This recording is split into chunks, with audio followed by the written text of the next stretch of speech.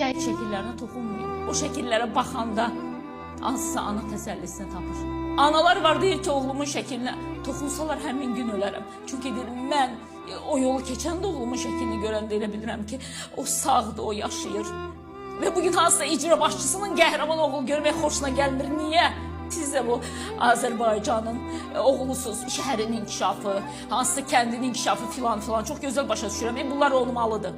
Amma mütləq şəhid şəkillərinin kəsilməsi üzərində olmalıdır. Toxunmayın şəhidlərə. Bugün uşaqlar var, şəhidlər xiyabanına gedib